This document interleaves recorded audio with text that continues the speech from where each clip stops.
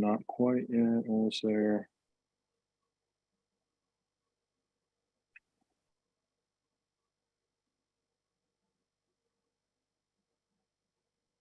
Okay, we are live.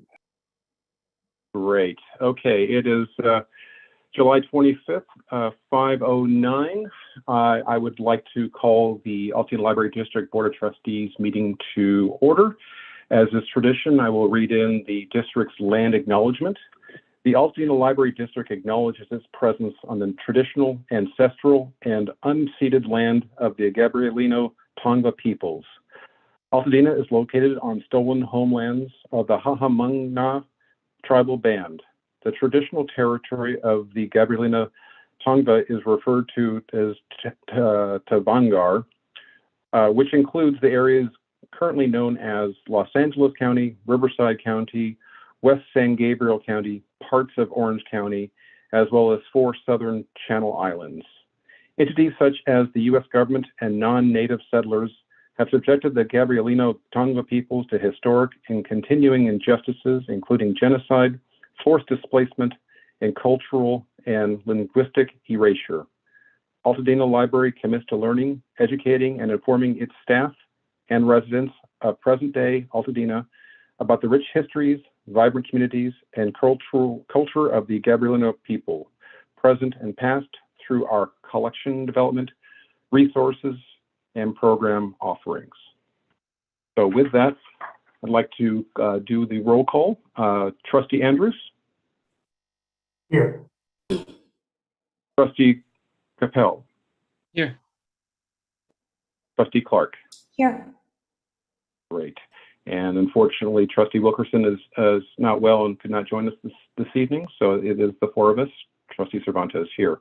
Next will be the approval of the agenda as posted. As you will, hopefully all of you saw Nikki's email regarding an updated agenda, which reflects the inclusion of the Facilities Committee report. So with that, do I have any changes or edits to the agenda as posted? No, seeing none, I'll go ahead and take a vote for the agenda. Trustee Andrews? Aye. Oh, sorry, Rushmore, point of order. You got to have a motion to approve. So I'll move to approve the agenda. Okay, thank you. We appreciate that. Can I get a second? Thank you, Terry. Yeah, I was going to say aye. Okay. On the second? Okay, thank you for that. All right, so now that we've got this motion to approve the agenda as currently posted, we'll now take it to a vote. Thank you very much. Trustee Andrews? Aye. Trustee Capel? Aye for me. Trustee Clark? Aye. And I vote for me. Thank you very much for that. Now that's adopted. Do we have any public comments on non-agenda items, Nikki?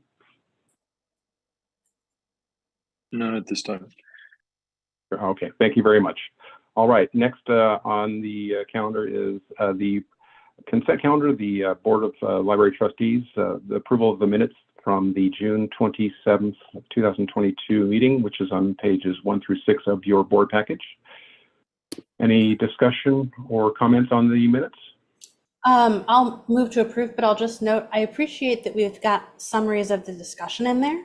I think that's really helpful. I appreciate that that takes more time and energy to prepare, but it's super useful going back through to see like, oh, who said what? So just thank you so much for that. Very cool. Yeah, makes a big difference. Definitely. Great. Okay.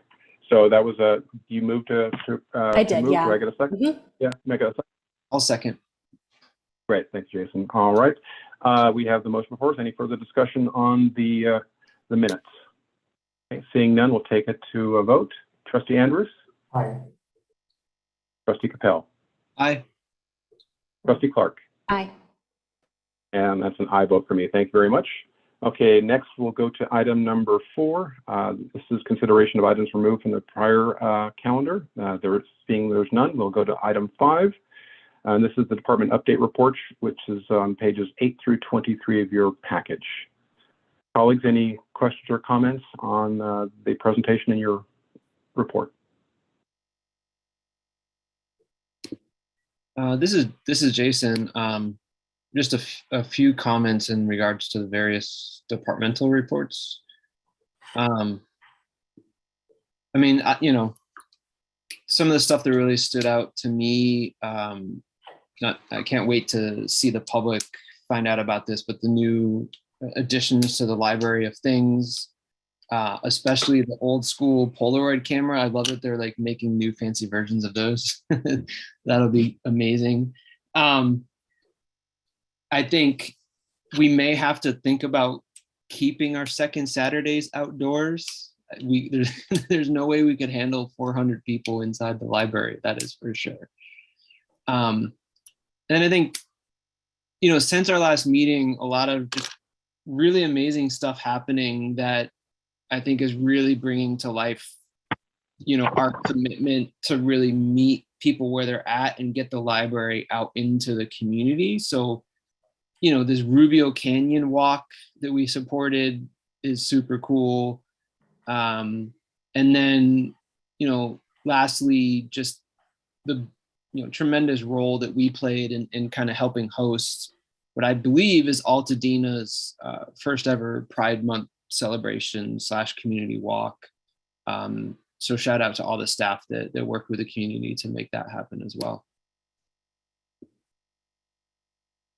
Great, thank you, Jason. I agree.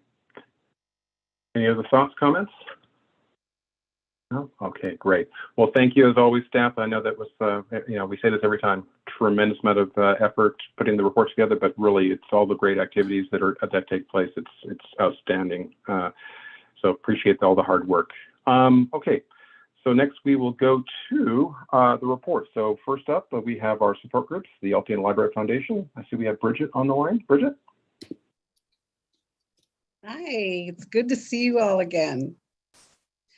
I'm not going to reread the entire report. You've all seen it.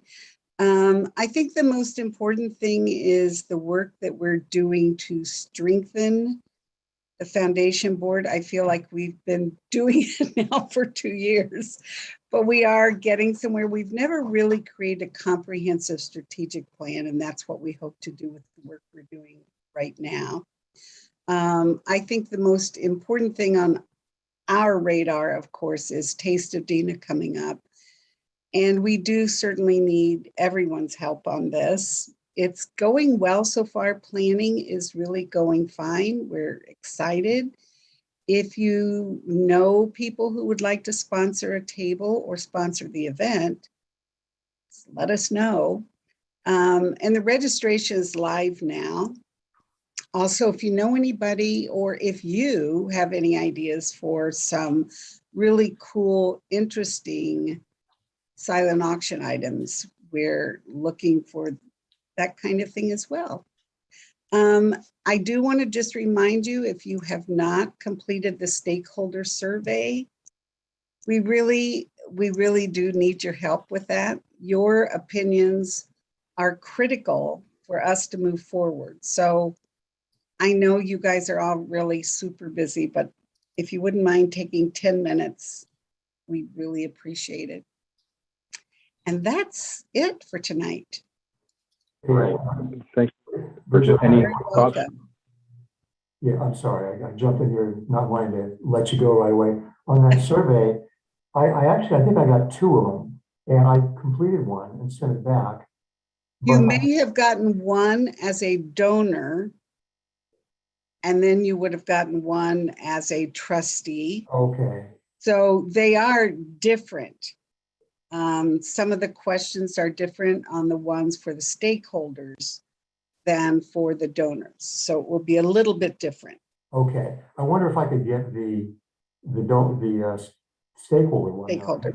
back. I will mean, make certain Chloe sends that to you. Yeah, I think I just got confused about if I'd already done it and I was deleting emails and that one went. So I didn't realize they were different. Okay. I filled out one and then I was like self-righteously ignoring emails because I was like, I already did it. I filled it out the day I got it. But sounds like I blew it. Now, you So- know what? Inbox is clean. I know, fail. So I will double check that. okay. But I think they're different. Okay.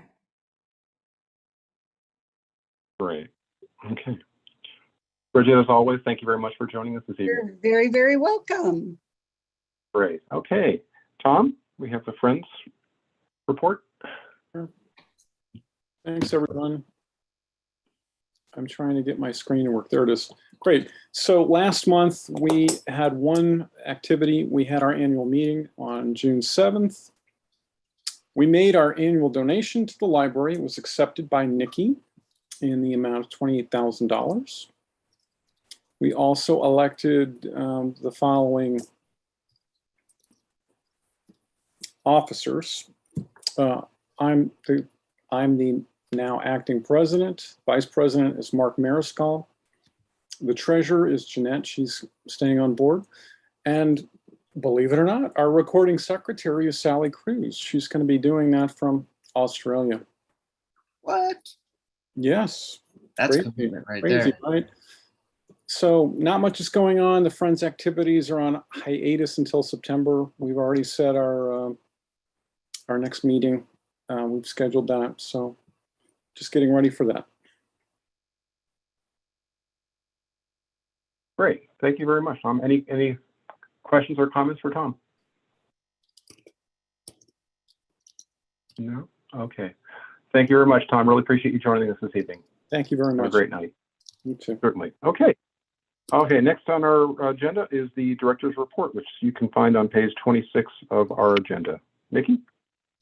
All right, good evening, trustees, staff, and community members, and many consultants that are in our Zoom room tonight. I also want to say thank you to Tom and Bridget and the Friends and the Foundation for both checks that we've received this past month. The foundation gave us half of their annual give, and just wanted to point out how that funding is so important to the services and programs that we're able to offer to the community. So thank you to both your boards and all of your members for the work that they do to be able to provide that to the Altadena community.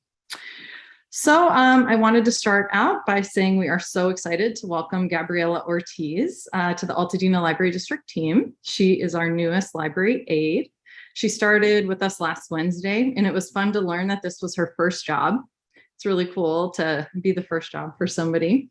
We're happy to have her on the staff, and she's really enthusiastic and has jumped right in as a library aide. I'm also not excited to share that our office manager, Anna Villalobos, put in her resignation, and her last day with us was Wednesday, July the 13th. I will be giving the financial reports tonight in her absence, and we also have an agenda item later in the agenda to discuss my recommendations for finance moving forward. Let's see. So we also received the great news that Catalina Quintero passed her notary exam for us. Not that I was surprised at all. She was very prepared. It does take a bit of a time to get the equipment from the state that she needs to be able to start offering notary services. So we'll continue to update the board and the public and the website when we're able to again offer that service to the public. Fingers crossed, it'll maybe be like late August, early September. So I'll keep you guys updated. And the plan is to continue offering that service for free. I do know when we were offering it with Diego, people were so appreciative of the fact that it was free. And we were able to build that into his schedule without it being too disruptive. So that will again be the plan unless it like takes off like wildfire and we're not able to. So I'm also happy to share that Passport Services is going to be offering photos again soon. Up until now, they really didn't feel comfortable with taking photos. People want to touch the camera and get close to them, and a variety of reasons with COVID. So they did buy some special equipment to be able to offer that to the public. The plan is to start that up again in mid-August. The cost for photos will be $15, which is what it was before. And of course, if people have any questions about Passport Services with us, they can always access the page on our website, which is altadenalibrary.org/passports. All right. So we updated our COVID prevention plan to require staff to start wearing either N95, KN95, or surgical masks when working in the two library buildings. Back on July the 15th, we updated the plan. I do feel like we are on the heels of this coming out of LA County. I was just looking before the meeting to see if the protocols, I had heard the 29th was going to be the day. So I'll continue to keep an eye on that, but we've already put that into place. It doesn't impact the patrons at this point, but if LA County does put that protocol back out, we will start enforcing mask wearing. but we do have all staff wearing them just to prevent exposure. Just like everywhere else, cases have pretty much gone through the roof, and we experienced that with some of our staff as well. So again, we're just trying to prevent exposure as much as possible when people are at work. In terms of partnerships and programming, as you can see from all of the staff reports, in-person programs have been extremely popular. We are one of the I believe it's gold sponsors of the summer concerts in the park with the Rotary. Just this past weekend, our staff members, Erin and Vicky, were there, and she told me it was like beyond capacity. It was a really popular concert. If you haven't been, they're actually very, very fun. So that's one of the things we're doing every week to get the Curiosity Connection out there and spread the news about all that we're doing at the library. I also outlined in my report our summer reading program closing events. So if you're available this coming Friday night, the Susie Hansen Latin Band is going to be out in the parking lot, Jason. Vicky told me that they were promoting that at the concert this last Saturday, and people love that band as well. So I wouldn't be surprised if we see a huge number of people again. If you're interested in attending, I would recommend bringing chairs, because we do run out of chairs because we have so many people coming now. As well as some fun programs for kids and teens this coming weekend. I did want to give a shout out to Bryn Wall, our marketing specialist, for her tireless work keeping our social media channels like pumped with all of the information about our programs and everything that's going on.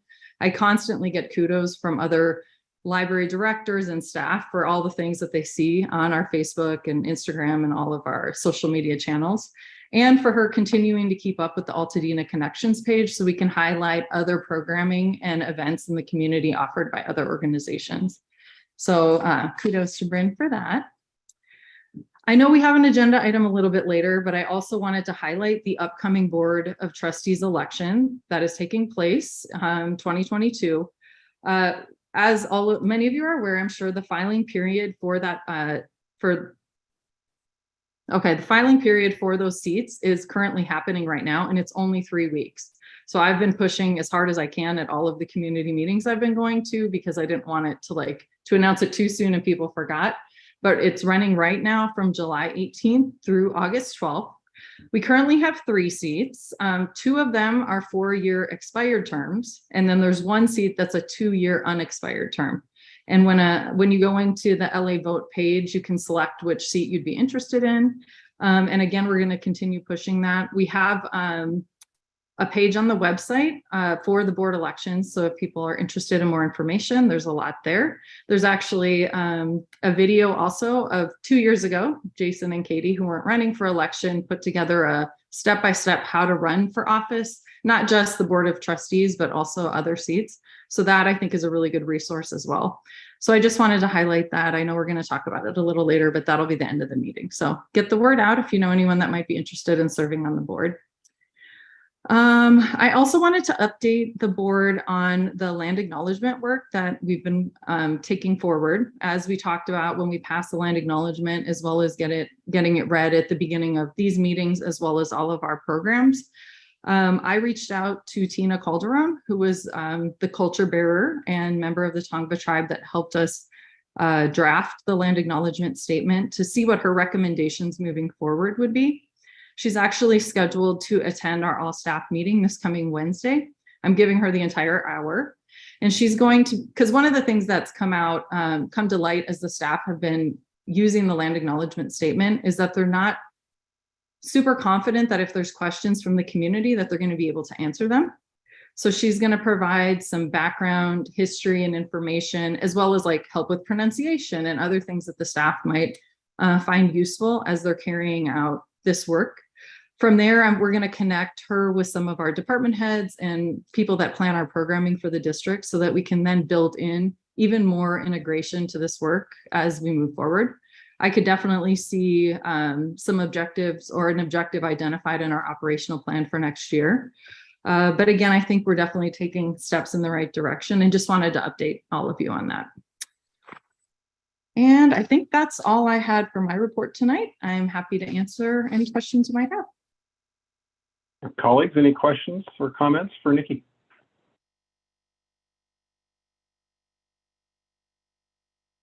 No, it was a thorough report, both in writing and orally, as usual, Nikki. Very comprehensive.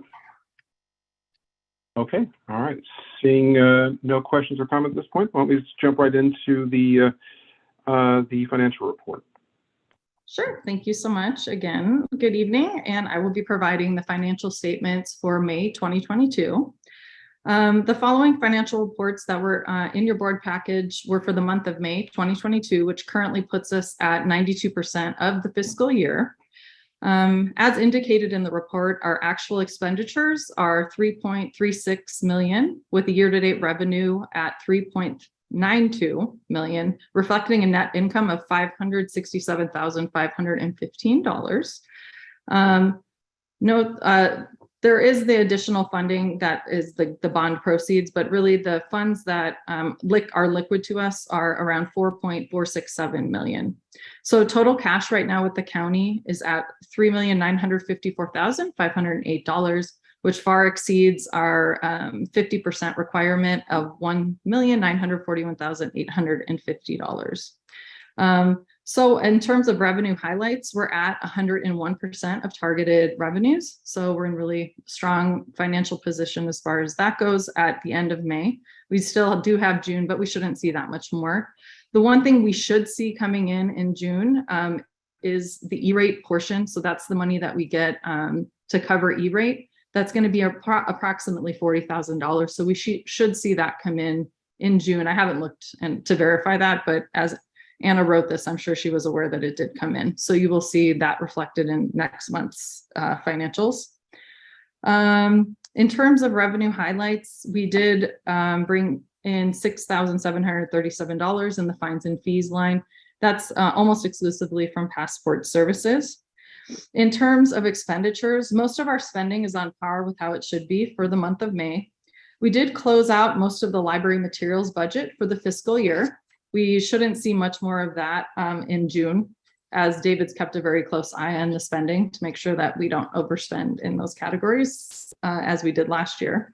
We should also see most of the rest of it's almost 30% of the programming budgets to be spent in June as well. As you know, we're spending quite a bit of money on summer reading program.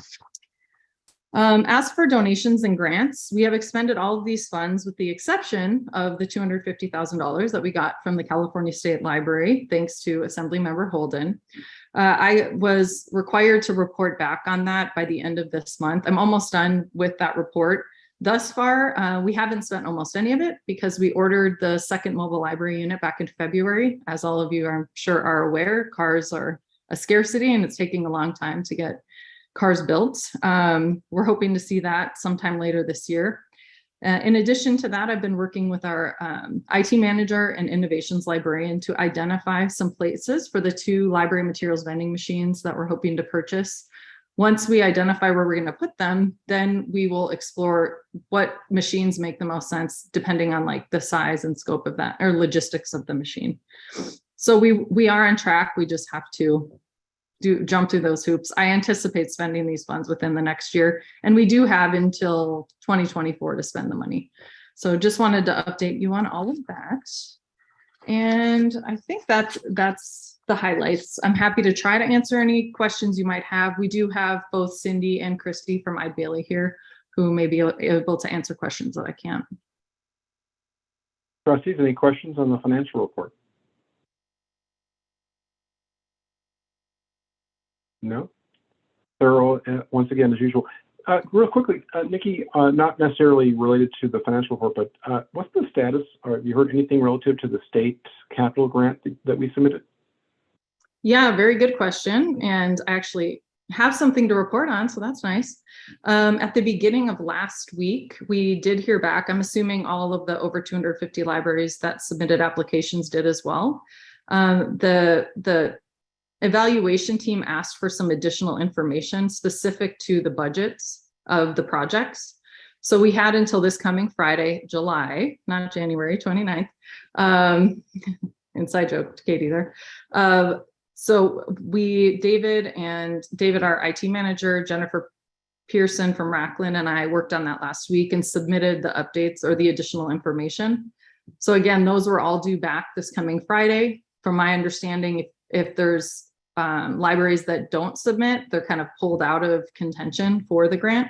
And then hopefully we'll get some kind of an update on when we should hear back after that. So at least we heard something, and they are reviewing. That's a request for additional information is always a good thing. Very good. Thank you very much for that. Colleagues, any other thoughts, questions, comments? No? Okay, great. Thank you once again, Nikki. All right, let's move through our agenda here. So we have no board trustee standing committee reports. And we do have one ad hoc committee report that's actually don't have that either. So what we do have is a liaison report for the government liaison report. If we, Yeah, we've got to. Oh, I'm sorry. Yes. Yes, you are correct. CFD report. Yeah, so apologies for the report being added, but I can go through a few things. I think thanks to Rushmore's question, I think we addressed one of the biggest items, which is, kind of holding up things right now, which, is finding out how much we're going to get from this grant. I'm not saying how much, if any, because I'm an optimistic person and we are going to get money from this grant request. But it's not, it's not an all negative thing that there's is creating some delays, because honestly, there's a lot more kind of behind the scenes work that is having to happen that would be changing our timelines anyway, in regards to this whole process. And so the main thing that I wanted to get this open. Okay.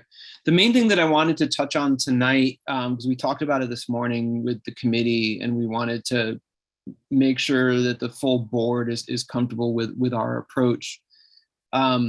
So, we found out at this point that because of our current intention and current designs that include, a significant increase to the footprint and size of Bob Lucas, we are going to be required to go through the process of a conditional use permit with the county, right? Which is, anywhere from, a 6 to 12 month process. We're going to obviously do everything we can to keep that closer to the 6 months. But the main thing we wanted to make sure we're kind of getting a double check with the full board is that all still assumes that we have the full board support to stick with that plan to increase the size of Bob Lucas. If folks have any concerns about what the impacts that the timeline could have on the overall scope of the project, at this point, the only way we could really avoid that would be to rethink our approach about how much larger we make Bob Lucas. So we really wanted to see, is the full board still supportive of that, even if it means delaying everything, some period of time, or do folks believe that, we should agendize this as an action item for the next month and have a formal vote to make it on the record that the full board wants to stick with the current plan. So really kind of just trying to get some feedback from other board members. See how. Is there a percentage increase in the footprint that triggers this conditional use requirement? Is like beyond 10%? I want to say it's like 30% that triggers it. And since we're basically doubling the footprint, there's no way we could avoid that. Yeah. So, okay, so it's that much larger than it's well beyond the 30% threshold. So yeah. I can actually add, it's closer to like between 10 and 20%. Oh, sorry. Okay. Is that much? Yeah, like 20 would be a stretch based on what we heard from the regional planning office. Got it. So I mean, it would be like actually tighter. We could barely add anything. Yeah, we'd barely be able to add it all. Right. Yeah, which would honestly defeat the whole. It's just with our issuance of our bonds and the time frame that we've got to spend the money. And just if we have to wait 6 to 12 months for this step, are there other things that we can do concurrently, or do we work in parallel, working on the main library and planning, or is this so that we are in a position where we are going to meet our expenditure obligations for the issuance, the bond proceeds? So what I would say, and obviously Nikki or Katie, feel free to jump in, is obviously, yes, we are still moving full speed ahead with all the preparations for the main library, right? And so this wouldn't impact that in any way. Our team at Racklin is still confident that even with this delay, even worst case scenario, we'll be fine with our timeline on the spending. I think the only thing it could possibly change in my view is, at the very beginning of this process, we were looking at a timeline where we would, be able to have Bob Lucas well underway, maybe even done before we're breaking ground on Maine, right?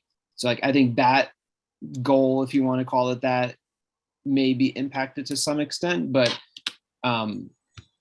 we're confident at this point that to the specific question of would it run us into problems with the timeline for spending the money, we're confident that that's not going to be an issue right now. Harry, do you have any questions or comments? Yeah, just a quick question. I know Doug Cauliflower has been involved in trying to find some rental space that we can use for opening up the library space for folks. Is your committee taking care of that, or is that sort of is there a collateral kind of movement to get that done? And I'm wondering who's in charge of that and how that's going to work. Yeah. So that what I would say is it still is a very active effort, and yes, Doug has been a really great resource and putting in a lot of work to help us with that. I can tell you we're not having a whole lot of luck, especially within our budget, right? There's just not a lot of options in Altadena, especially when you're on a budget. So we are still very much working on that very diligently. It's just we're not having a whole lot of luck. I think, we do have contingency plans as far as looking at other options like, temporary trailers or, what other options are there, just using our own space that we have that would be viable. Yeah, I mean, that's kind of where we're at this point with the alternative space. I have no idea about my next, proposal to you, if it would work or not, but, the old Altadena library is standing over there on Lake Street too. And wouldn't that be cool to do something over there for the overflow time? But I don't know who's there or how they're using that building right now. Yeah, I don't. About I know Nikki has raised it with, the various community groups and leaders within the community in the meetings she goes to, so we try to, hopefully we've got the word out there to everybody who might have ideas. We're trying to connect with PUSD, even seeing what the options they have. We had been looking at I don't even know what it's called. There's the kind of the county one tech hub space over off of Lincoln. We looked into that as a possibility as well. So unfortunately we're kind of exhausting. If we had an unlimited budget, it'd be no problem. But it's pretty amazing what commercial real estate rental rates are up here. Mm-hmm. Right. Harry, anything else? No, thank you. Yeah.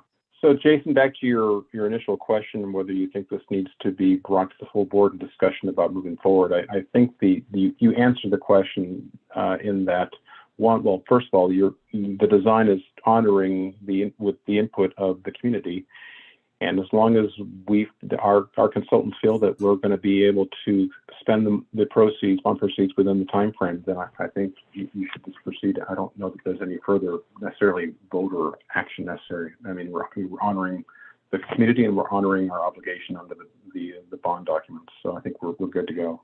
Unless anyone feels otherwise, I think we're good. Okay. Yeah, I mean, Okay. similar to the updates we provided in the past, it's just one of those things where like everybody felt we wanted to just do a check-in on that question because, you know,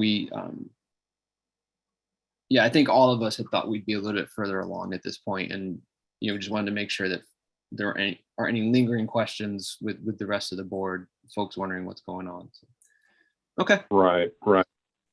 And forgive me, I probably should know this, but as far as providing status to the community, as far as where we are, I know that, you know, Nikki and the team are out in the community to the various events, telling them what the status is, what's going on. So I just want to make sure. I do occasionally see comments, and Jason, you've jumped in, so that, you know, on Nextdoor and others, where, you know, people were saying what is going on. So I'm always want to make sure that we are, and I appreciate you jumping on that. But just want to make sure we're doing everything we can from a social media perspective to keep people up to speed of what's going on. Yeah, I mean, I think we could probably do more on the social media front. I know we do have the page on the main library website that we're keeping updated. I will also note that Nikki put together a pretty comprehensive email that went out to our community focus group that updated them. What was that? Probably 2 weeks ago, I want to say. Yeah, I think so. Yeah. I mean, obviously that's not the broader community, but you know, our hope is that they're sharing that message. Well, right. We're getting. Yeah. I appreciate that, Jason. And I will say, the one other thing I will say to that is we are, you know, and I'll thank Katie for keeping us on top of this. You know, we are starting to already think as a committee and making sure that our team and Rockland partners are thinking about, like, there is going to come a day, hopefully sooner than later, where there's going to be a need for much more constant and robust communication to the community, right? Once the process is ready to go and further along. So that's definitely at the tops of our minds as well. Excellent. Great. Well, thank you both, Katie and Jason, for that. So, okay. All right, let's go now to the liaison reports. We've got the government liaison report that Terry submitted. Terry? Okay, great. Thank you. The liaison report this month is basically a continuation of the one I gave last month. And shout out to Nikki, too, for helping me get information about the progress of some of the legislative budgeting and so on going on with her folks, with her connections over at the California Library Association. So thanks, Nikki, for that. But as you can see here, and when you read the report, there was an effort in last month's report for the California Senate to be floating $750 million in library infrastructure grants for the libraries in the state. And it was urging folks the CLA was urging folks to contact their assembly person to get an endorsement from them for that amount of money as well. It didn't turn out to be nearly that much, especially it was on the heels of $439 million the year before. So there's a $50 million set aside now for library infrastructure that I believe now has been signed into law, which is still a lot. And there could be some opportunities there for us. I'm not sure about that part. Excuse me. And there are a variety of other programs that were funded too, including lunch at the library, $5 million, and $10 million for online job training resources and so on. You can see the list on the report that I gave. So it was an interesting report. There's plenty of money out there from the state, although not nearly as much as they had proposed at the beginning. And there's a lot of opportunities for folks. Next month, I'll probably have more information regarding the second item on the report, and that was the Assembly Bill 1737, which was put forward by Chris Holden. And there's some opposition from the California Library Association to that, because what that would do would be to identify all of the summer camps, or just camps in general for kids that occur in California, and that there should be a monitoring of those programs to make sure that they're run legitimately and up to standards. And the California Library Association has been against that because they are afraid of the cost that it would add to operating the library. You have to hire people and so on, and there's some liability issues and so on. So now the current situation, as I understand it, is that the CLA's objections to that bill, 1737, have been put forward. And the authors have agreed to put this through a hearing in August to come up with some sort of a compromise that the CLA can at least say neutral on if they're not endorsing it. So I suppose there's going to be more money and more information about that next month, and I'll look for that and make sure I include it in my report. Any questions? Thank you, Terry. I nominate Questions, Terry to be our permanent government liaison. Seconded. It's not agendized, but I second Done. All in favor? it. That's great, Thank you, Terry. Thank you. It's really helpful. Appreciate it. Okay. All right. Now, next on our agenda is unfinished business. As you recall, there was one item that we weren't able to move forward with. It is item 7A in your packet, the resolution regarding the levying special taxes within the library district. Nikki? Hello again. So interestingly, after the last meeting, I had a talk with Sarah Mears of NBS, who's here with us tonight, as well as Christine Drazel, who is our CFD administrator, and actually understood the difference and why we didn't see rates the way that we do with our parcel tax. So I thought I would just like kind of illustrate what that difference is. And then if the board has questions, Sarah is the expert. But with our Measure A parcel tax, pretty much what happens is it's based on CPI each year. So in June, we bring the board the rates that you then approve, and those rates are applied to single family homes, apartments, as well as commercial units. Once those rates are set, they go on the tax roll, people pay them, and what we collect is what we collect, right? So with the CFD, with the special tax lien, we established a budget, which is on page 44 of the agenda package, that basically says what we need to collect to be able to cover the administrative costs of carrying this work out, as well as paying the debt service back. So it's almost like the opposite process of we have a budget, and then once we get that the data from LA County we need to be able to establish the rates, then the rates are set to meet that budget need. So like with the parcel tax, we get what we get. We set the rate. If people don't pay it in default, it just is what it is. And we happily take that amount and we try to project and budget for that.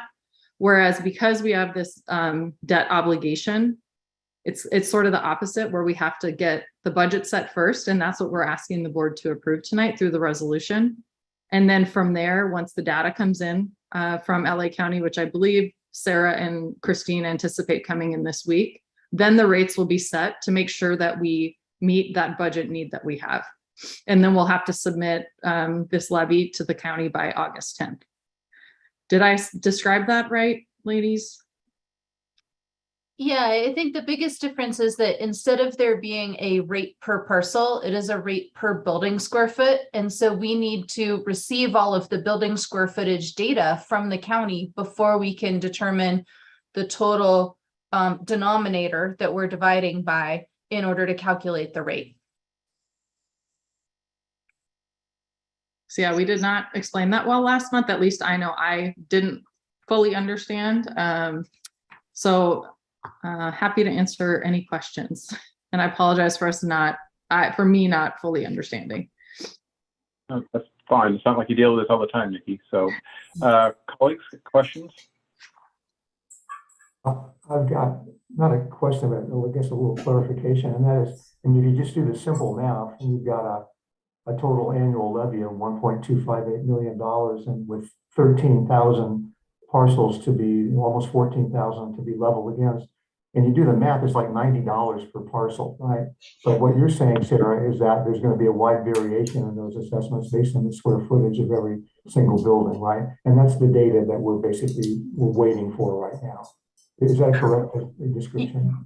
Yeah, that is exactly correct. We need to verify all of the building square footage data from the most recent county secured roll data, and the special tax would vary for each single family residential parcel based on their building square footage. So of course, smaller residents, smaller tax amount, larger residents, larger tax amount. I noticed that there appeared to be in here no money set aside for delinquencies and so on this tranche of money that you're after. I just wondered if, in your experience, there's a lot of pushback from individuals. There's 13,000 parcels out there. How many people are going to push back against the amount that they're assessed? Do you have any idea about that? In terms of maybe receiving appeals about the Yeah, amount appeals, I guess, of their appeals. special tax. Yeah. You know, I mean, I think we've talked about this all the way through the process, that the county data is what we use, it's what we have, but it is not always 100% accurate. But you know, we don't see huge numbers of appeals typically coming in. I mean, I would guess that it's going to be somewhere at, you know, under 100. You know, certainly we really, most people have their special tax included in their mortgage payment. And so it's part of their impound account. And so frankly, you know, we don't see a lot of people really paying too much attention to that detail. You know, I think because it's in that impound account. But for folks who are paying attention, and if they do see that they think there's a discrepancy in the county data in terms of the building square footage, they are welcome to go through that appeals process and let us know if there's an issue. Okay. You know, we certainly welcome that. Great. I should have just asked the question that way to begin with. What's the appeal traffic look like? So thanks for that. Yeah. Katie. So I really appreciate having the budget laid out. I think that that's super helpful. I kind of feel like I want to reiterate my point from last time, though, which is that I get that this is the total amount we have to levy, but it is the responsibility of the board to set a rate. And because we're not able to do that, it would be my recommendation that we call a special meeting when we do have that actual square footage number and we're able to set an actual rate per square foot. I get that it's kind of a technicality, but I think it's a really important one. So just to verify what the ordinance, so the ordinance that was adopted with the CFD formation process is what set this in motion, right? There's one section of the ordinance that says that the board will, on an annual basis, review the special tax. And so what generally that is meant to be is that you're setting this annual budget and not necessarily the exact rates. And there is, you know, just reiterating the timing issue of when we receive the county data and how much time there is to turn around those calculations and submit them to the county is literally a matter of a few days at this point. I appreciate that. Colleagues, any thoughts on Trustee Clark's point of view?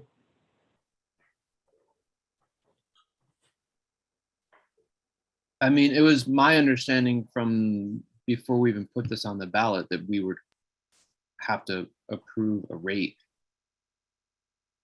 I mean, that was frankly built into our communication to the community. I think it's imperative. Go ahead. If there's a no, okay. I think it's imperative of the board to certainly the first year if there's just a matter of having a few days to go before we get the final numbers. I don't see a reason why we can't just have a special meeting, say on the 9th or the 8th. It can be quick and dirty. We can pick a time that's workable for all of us, wherein the team will have the specified rates and, you know, per building. I'm not sure how we want to present that, but it's important for this body, considering that's how it was, from my perspective, presented to the voters. And we should, if it's a matter of just a few days. I mean, if we were actually here on August 8th, we wouldn't be discussing. So we'd actually have everything in front of us. So I think this is just a matter of just the timing of that. And I don't mind delaying this and and having a special, just, I'm not looking for an extra meeting, but I think this is really important, certainly, definitely the first year, and we're setting a precedent here on a go-forward basis. Yeah. And I'll add to that if I may. Like, I get that this is like basically a math problem, but it's a math problem we have to do in public, right? And it's a math problem we have to do in public so that taxpayers and homeowners and residents in Altadena have a chance to weigh in or make a comment or, watch it later. But it's really important, I think, that we show our work. And I get that the timing makes that challenging, but yeah, I'll agree with everything Rushmore just said. Plus, correct. Sarah, go ahead, Jason.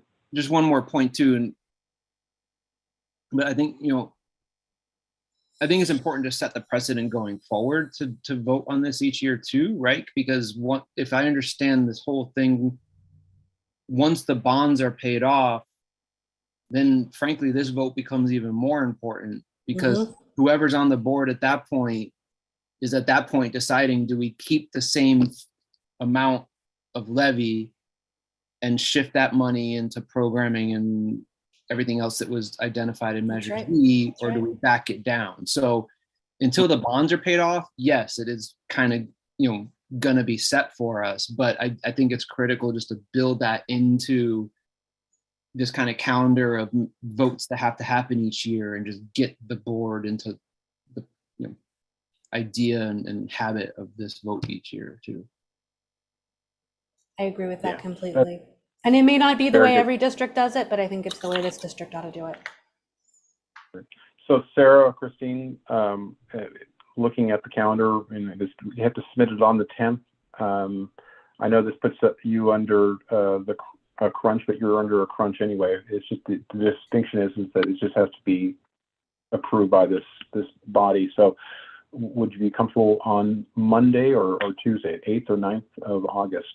What would be comfortable for you and your team? We actually don't know when we're going to get the data from the county yet at this point. So while, they've indicated that it was likely going to come out on a little bit later this week, we don't yet have the data. And so I hesitate to set a meeting date right now when we don't actually have the data that we're waiting for. Well, it has to be turned in on the 10th, no matter what, right? If the county releases the secured roll data later, meaning they don't have secured roll data available until, say, the 30th, it is feasible that they extend their submittal deadline. Okay, so based on that, we could set it for that Tuesday. And if for some reason the county does not release that information to you in a timely fashion, or it is after the fact and they provide an extension to all entities, then we could postpone the meeting until such time that you have that information, if they set a new deadline. You're hearing from this body that I know it's a tight timeline, but we want to be able to at least vote on the final calculations. So if we need to back into it and have to cancel because the county didn't provide it, so be it. I think that this is our responsibility. Okay, and clarify for me, please, what date you're looking at. Is the 9th or the 8th? Well, the 9th, because it's due the 10th, and we can set it for the 9th at, say, 5 o'clock if that works for everyone. And that could be the only agenda item necessary, unless there's some cleanup that we want to do, but or some new topic comes up, but we could just schedule it for then, and you could walk us through those numbers so it's clear and transparent to all viewers, and that we did our due diligence, and here are the numbers, and and we'll do this on a go-forward basis. And if we have to meet August 9th every year, then we'll reschedule our regular meetings to accommodate the tight compressed timeline that you'd have to deal with. And we can hope in future years that county data comes out earlier. It hasn't always been this late that it's coming out, but we're at their mercy at the moment. So yeah, we understand this. It's not your doing, and you understand our position. So you'll have to our ugly mugs a third time. So hopefully we'll be able to get it knocked out on the 9th and move on. We also need a little time to post the agenda and so on, and post that for the public. So there's that buffer to talk about as well. So Nikki, if we have it on the 9th, do we have to post it that Friday? That's a good point, Terry. No, special meetings, you just have to post 24 hours in advance. I mean, if we have So the information sooner than that, we'll definitely post it as early as we can. But we just need Right. a 24-hour turnaround. Right. So be prepared if you could, Sarah, to have it ready to go on the 8th at 5 o'clock or shortly before then. So Nikki's report could be released and posted, and then we'll meet on 5 o'clock on Tuesday the 9th. Okay. So I'm going to move that we postpone this item to our special meeting tentatively scheduled for Tuesday, August 9th at 5 p.m. Okay. Do I get a second? I second that. Okay. All right. So we have a motion, an amending motion on the floor, or a motion on the floor. Any further discussions on the delay and the having the report come back on August 9th, 5 o'clock? Okay. Seeing none, we'll take this amending motion to a vote. Trustee Andrews? Aye. Trustee Capel? Aye.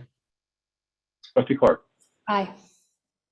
And I vote for me. Great. Thank you very much. Sarah and Christine, thank you very much. We'll look forward to you on the 9th. Thank you. We'll advise as soon as we have some information for you. Yes, thank you. Thanks, Sarah. Bye-bye. Okay.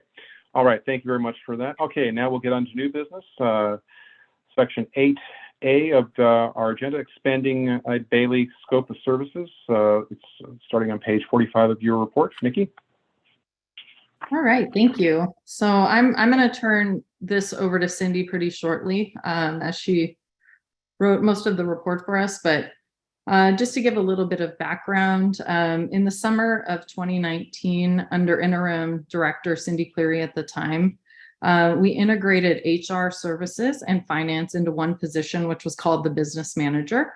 That position was filled with an internal candidate who left in June of 2021, partially because the position seemed to be too much for one person to encompass both HR and finance. I do think all of the work related to COVID didn't help matters with that. Cindy and I had recruited an administrative services person that started in September, and I think we found similar challenges to being able to have the capacity to do both. From there, her and I brought a new job description to the board, which I believe was passed in November of 2021, called Office Manager, stripping most of the HR responsibilities from the role with a focus on finance. We recruited, it took several months and not a lot of candidates applying for us to fill the position, and we did back in March. Unfortunately, that person resigned almost 2 weeks ago now. So in talking to Cindy and Ide Bailey, we feel like moving forward, probably the best strategy is going to be to outsource most of the financial responsibilities to Ide Bailey, whose staff is very, very familiar with all of our accounting, reconciliation, and practices, as well as hiring a temporary CPA to just come in once a week and carry out the bill paying, the payroll, and anything in person that really needs to be accomplished. And I will pass it off to Cindy now. Oh, you're muted, Cindy.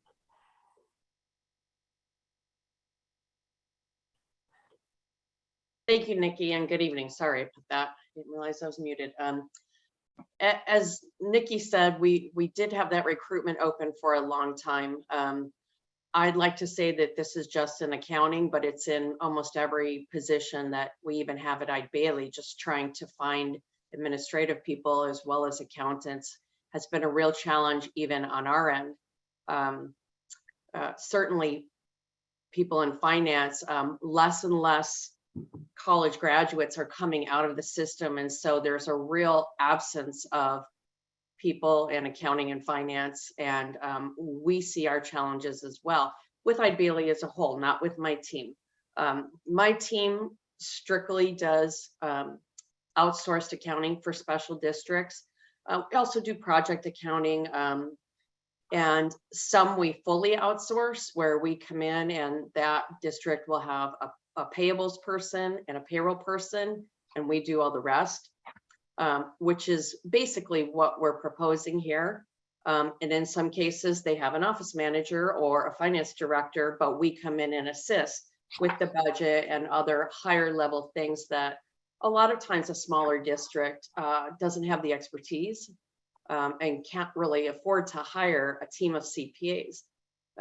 On the team that services the district, we have 3 CPAs and 2 degreed accountants.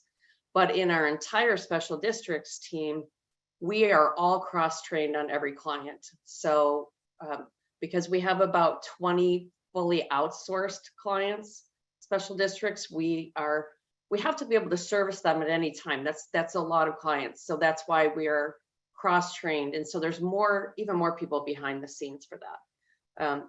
Our last 3 clients that we brought on ran a recruitment for about a year and couldn't find anybody. One of them had somebody came in and she quit after a few months. So it's not uncommon for us to see this happen. And it's just kind of a little bit indicative of what's going on in the workforce right now and the environment. This is basically what we do. We feel like we can do it at less cost to the district and we can do it better. And so with that, I'm happy to answer any questions you might have about our background, what we do, anything that we're proposing. Thank you, Cindy and Nikki. Colleagues, any questions? And I'm happy to walk through like the fiscal impact if we feel like that would be helpful as well. I mean, currently, if you look at our budget, like our financials from even May, we did spend quite a bit of money on financial and audit consulting this year between Eide Bailly filling in the gaps as well as the training that had to happen with both incumbents that we did hire this past year. But typically, when you look historically, we were spending between probably 40 and 50,000 with Eide Bailly. So the proposal, and we're just guesstimating at this point, Cindy wants to spend the next few months kind of assessing how much time it would take to actually carry out all this work, especially with us having bond proceeds and CFD administration. That's new, so we're not sure if there's going to be much of a fiscal impact there. But what we're proposing is that we go from 40 to 50 to the $80,000 for the year, as well as almost 20,000 to bring in this temporary CPA person. I would like to create that position to have a job description, which I would then bring to the board, but I think we'll need a little time to assess what that person would do. So we can create a job description that's accurate so that, you know, if and when we have to recruit for that position, they know what they're signing up for. So again, if you look at page 47, we're looking at approximately a savings of 55,000, almost 56,000 based on what we were currently paying for the office manager position with benefits, as well as with that typical annual $40,000 we were spending each year with Eide Bailly to begin with. So, and then I did include in fiscal impact that although we could probably have Cindy and her team pull together what it costs to train a new person, my guesstimate is that we're looking at anywhere from $10,000 to $15,000 every time we onboard a new person for them to come in and like familiarize them with everything going on with our finances. Colleagues, any questions? Yeah, this is Jason. So, I mean, first of all, I would just say, I think we've all been very happy with the work that we've done with the current firm. So this is not at all directed at them, but I guess my question is more for the board and Nikki. You know, if we're committing to an outside contract that's going to be, I mean, from what I read from the report, somewhere around $100,000 a year, even if that is within the budget, a savings, isn't that something that we would normally put out to bid with that kind of expenditure? No, it's a very valid question. Cindy, do you want to speak to that? Yeah, I mean, I did make a comment to Nikki last time, and I do know of another firm that does what we do. When I merged with Eide Bailly, my firm was Platinum Consulting. I merged with them 2 years ago. And the reason I merged with them is I knew I needed to merge because my business was growing and they were my only competitor, except for there is another firm that is somewhat, that somewhat does what we do. I mean, I'm just being honest with you. I don't know other firms that do what we do, except for this one firm. So there is a firm that you could get a quote at, and I'm happy for you to do that. So yeah, we could explore an RFP process if we think that makes sense. And can you expand on like what it is that you do that's different than like other financial firms or CPA firms, Cindy? Well, truthfully, most CPA firms just do audit or tax. They don't do consulting where we're kind of like part of your team, where we are available on call 24/7 and are serving sort of as a part-time finance director for about 20 different clients. And we just do special districts. So there is a firm that other firm does cities. I don't know that they do any special districts, and a city and a special district is really quite a different animal. And so that is our only focus. And so we know the business model for fire districts, water districts, library districts. That's what we focus on. So in that sense, I feel like we're pretty specialized. Nikki, on that, I'm sorry, go ahead, Katie, you got your hand up. Oh, thanks. So I wanted to echo Jason's point, which is that I think if we're going to move forward with this outsourced approach, and I don't necessarily disagree that it's the way to go. I think that our difficulty in recruiting and retaining a person to do this work in-house kind of shows us that it's not a super successful strategy at this point in time. I would want to go through an RFP process, but I would also want to have like a multi-year contract in place. Do you know what I mean? If we end up working with you all at Eide Bailly, which we may well do because you guys are great and we've had a great experience with you and you can do all the things, which there's no question in my mind about that. But if we go through a competitive RFP process and that's what we do, I would want to have some sense of like, okay, and we're going to do this for the next 3 years, or in the same way that we contract for legal services or other, services of this magnitude. I think it's important to have that in place. So I think we would need a real RFP process.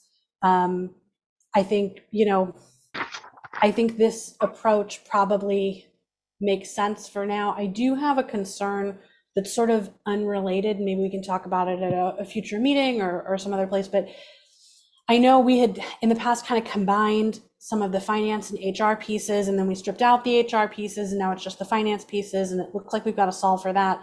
I'm a little concerned about the HR piece kind of falling through the cracks, right? So especially because in some ways the hardest places to do HR are at small organizations like ours.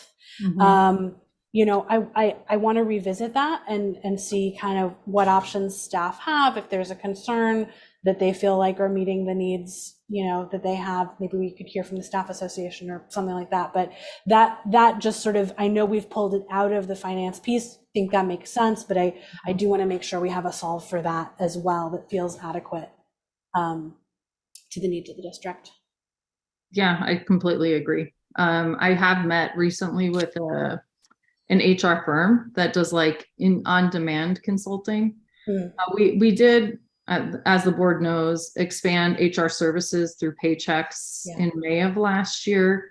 It's just very distant. And I don't feel like because a lot of times HR issues are very time sensitive. I don't think that it's been very successful. So I'm currently working on bringing something to the board that will address that. So I completely agree with you, Katie, and we'll try to get that to you guys sooner than later. Thank you. Yeah. Harry, have you hand up? Yeah, I did. I'll lower it. Yeah, that I wanted to echo that too.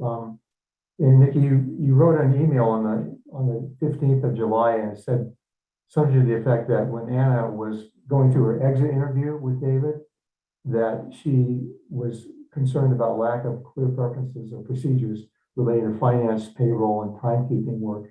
And that payroll and timekeeping had a little bit of an HR ring to it. And some of us remember the rough patch that we went through with HR regarding people, are there enough employees to process the complaints that we might get from others, or, just support that whole thing. So back then, HR was a big focus and a real issue for the library. And I'd like to get into a position where we're strong in that department. I didn't see much in here. I don't even know if it's related or not, but it is something that caught my interest on your email. And I wanted to make sure that we're taking a look at those issues so that we don't get blindsided by not having enough infrastructure in place to take care of the HR issues. Yeah, I definitely think that that's one of those things that I talked to Cindy about. I don't see, if we don't have to outsource timekeeping and payroll, that we do. It's something that really, I think, needs to be handled in-house, so that like whoever's processing payroll can speak to the managers or has more familiarity with like the schedule and who's coming and going. So again, I believe that's something that we should build, but it is a finance function. Like I did payroll for 9 months. I don't think that's something you outsource to HR services either. So the plan would be for this part-time person that we hire to handle payroll and timekeeping. And as part of that, develop very clear instructions and procedures.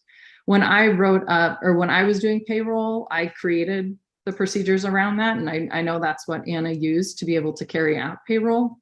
But to your point, absolutely. I do think one of the things I was looking for in our office manager was to write up more policy and procedure around the position. It's just, I feel like there wasn't time necessarily in the 4 months she worked for us to do that. But you're absolutely right that that's something that needs to happen. And the functions that this part-time person serves, I will work with them to make sure that all of that is documented and clearly able to be carried out by someone else if in the event that we have to fill the position. Thank you. Nikki, what's the current term of our contract with Eide Bailly? Each year, it's just each year we sign a letter of engagement with them that identifies what their hourly rates are. I believe we initiated, and I think it's in the report, services with them back in, was it 2018? I think we were referred to, which was Platinum Consulting at the time, by our auditor, Paul. Was that right, Cindy? That was before my time. So from that point on, each year, we just have a letter of engagement that we sign off with Eide Bailly. And I believe I signed it in February of this year. That just like identifies what their hourly rates are. So it's been some time since the district has actually contracted out for these services, it sounds like. Yeah. And we've continued to annual basis to issue a new letter of agreement for the new rates per year. Yes. Yeah. And then we're adding an additional basically $40,000 for these services in addition to the $10,000, $20,000 more for the accounting part-time, but it's $40,000 increase to the contract, basically doubling the contract as of right now. So I'm hearing a request. I think it's important to make sure that we are procuring things in a public, open fashion. I didn't realize it's been that long since we've actually done a procurement for Eide Bailly services. That's something you may want to consider in the future. And again, no disrespect to the services that are being provided. It's more just for transparency and of procurement and allocating resources. And there could, certainly to Cindy's point, the specialty services that are being contemplated today, they may be the only CPA firm that would do both, and that's entirely possible. Or they could be bifurcated. So it's something that we as a board have to consider if we're going to stop this right now and just move forward with maybe a request for proposal. So, Katie, you have your hand up? Yeah, I was going to suggest that maybe there's a kind of a way to sort of fix this for the short term and then take some steps to sort it out for long term. So like, obviously, I will say, I think all of us are cognizant that Eide Bailly has also saved our butts a lot as a district. Like, you guys have come in and you've prepared financials and you've helped train new staff. Like, and I think that, like, we have to have somebody who can do the financials, right? So what I would suggest is maybe we do this. What if we approve for, I don't know, however long, maybe a 2 or 3 month period, an extension of services? We don't have to put a dollar amount on it, but just to include this work until such a time as we can conduct a full RFP process. Because I don't want to, we need to keep like the ball rolling on everything in the meantime. And then we could ask Nikki to come back with an RFP that kind of wraps together everything you all are doing, that feels like realistic as what we're asking folks to bid on, and also come back with that job description for the temporary CPA. Does that seem like it would function? I mean, Yeah. I'm not comfortable Yeah. just saying like, yeah, we can just double the contract right now tonight. No. I'm there with you, and I would say that under, you can approve an emergency contract. I would deem this is obviously the backbone of the operations and financials. So we need to make sure that we've got someone in place. So under an emergency provision, we are going to approve. I'm open to 6 months to make sure that we understand exactly what it is that, city management, a few months probably, it would take, but maybe 6 months to not only kind of figure out what needs to be, what the services are that could be procured, and then giving Nikki time to prepare something. So that gives us 6 months of breathing room. And then also this enables Nikki then 6 months for the part-time CPA to have that person come in and kind of figure out what those what the position would be as far as the position description. It's going to take her a little time to clearly define what those are based on this someone coming in kind of helping put together a game plan. So I would agree, I think that that's probably a good hybrid, and you're hearing the board really wants this procured. And, down the line, and I know Bailey's been great, but at some point we got to figure out what that looks like just from a procurement process from an overall, a macro level. That would be overly concerned about, the competition, because they're outstanding, but it's good for us to kick the tires periodically as well. So, I think that's probably the best approach, colleagues. I mean, you've heard Katie's proposal and my suggestion about just approving this on an emergency basis due to the importance of this position, while the district goes about working with iBailey, determining what work needs to be done and what RFP would look like, and have them bring forward that along with the position description for the part-time payroll piece, and looking at HR as well. Mm-hmm. Yeah. And I would actually like to run it through the budget committee as well. So like we could vet this through them to then bring to the full board as well. That's a good idea. Right. Yeah. And, the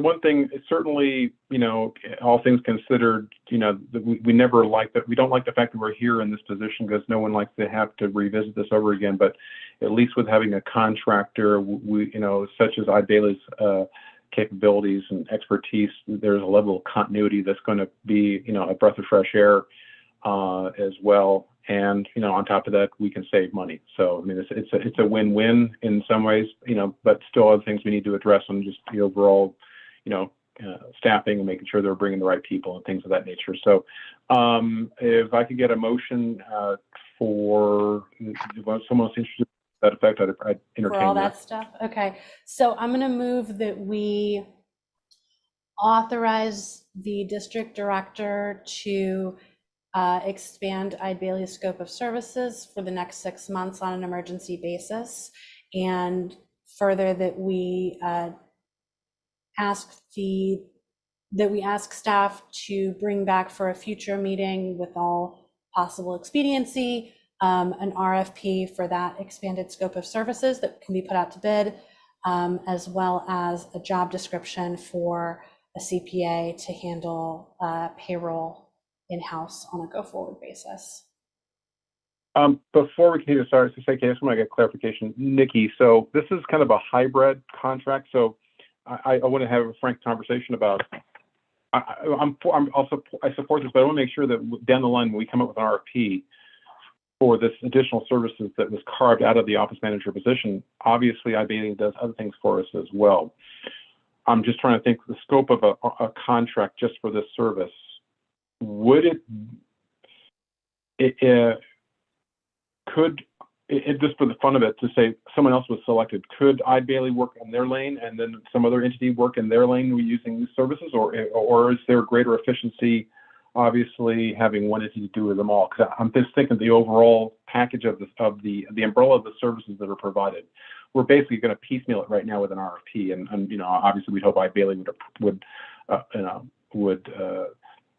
submit a proposal, but just the only question is I'm just trying to think about, basically bifurcated services. And I guess I'm not sure if there's companies out there would do just what this specified in page 48 of the document that are portions of the office manager functions. Just want to make sure that we understand what we're getting into. I very much want to make sure that we have the services. I'm just trying to think down the line for an RFP. Is there entities that would do that? You know, or are we looking at like a CPA firm that would bring this, do this for us? So like if I, just to clarify, are you saying that we potentially include what the temporary CPA would be in case we would need them to do that work, or? Sure that whatever we're going out to RFP for, we're sort of the expansion of the services right now, because we want you to come back in 6 months with an RFP for these additional services that I guess we won't know until we see the results of the proposals that come in. I really like the idea of having it all under one umbrella. That's all I'm saying. And ideally, down the line, if let's say for the fun of iBailey submits a proposal, wins, it'd be nice to be able to ultimately have a procurement for services that include all of those services under one big umbrella, that we've procured our CPA and on these various services all under one umbrella down the line. That's all I'm saying. It'd be far more efficient for any entity to be able to have access to all this information versus multiple organizations. So for right now, we'll proceed as well. We need to get a second on Katie's motion, but I'm just thinking down the line that's something when the RFP is brought up, we can think longer term about iBailey and what if down the line if we're going to have an RFP that to include everything under one umbrella. Okay. Never mind. I'll have to do some research on other RFPs too. Yeah. Okay. So there is a motion that's been introduced by Trustee Clark. Do I have a second? I'll second. Any further discussion on this proposed motion? Just a question from me, and we're voting on Katie's motion right now, right? The one that she did. Okay, good. Yes. No other questions. Yeah. Okay, great. Okay. All right. So the motion has been entertained, and so we'll take it to a vote. Trustee Andrews? Aye. Trustee Capel? Aye. Trustee Clark? Aye. And that's an aye vote for me. Thank you very much. Cindy, thank you for working with Nikki on this submittal, and I appreciate you coming to the rescue during the 6-month period while we get this all aligned. Thanks, Cindy. Thank you. Good work. Really Thanks. appreciate it. Okay. And colleagues, I appreciate the discussion on this. So, okay, next item on the agenda is, let me see, the mid-year operational plan review.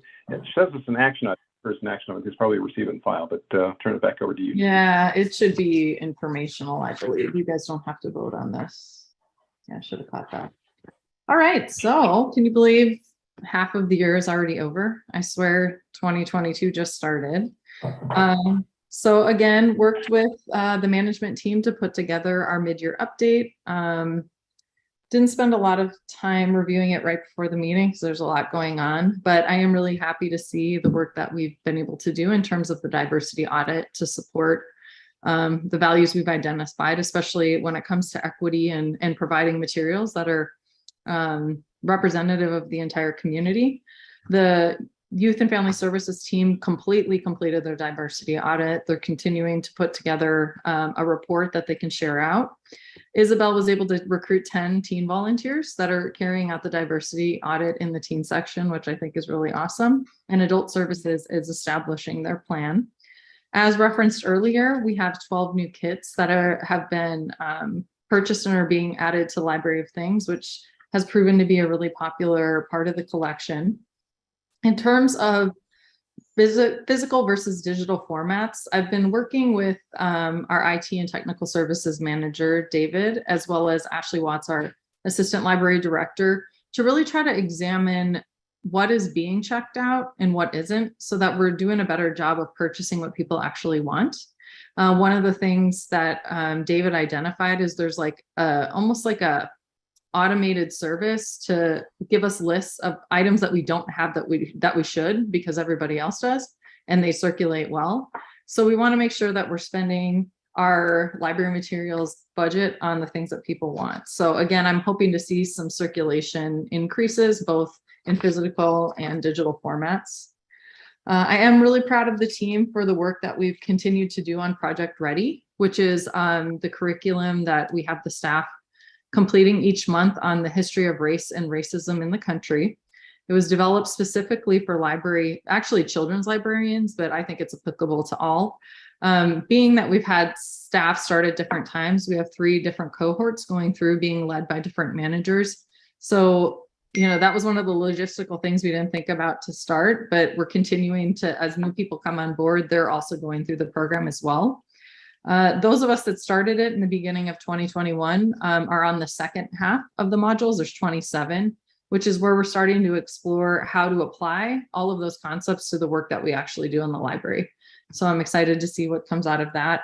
And I'm just really proud of working with a staff that is so open-minded and progressive and wanting to grow in terms of these concepts. So as a board, I think you should be really happy with the people that we have and wanting to integrate these things into the work that we do every day. And I think you can see it in the programs that we offer.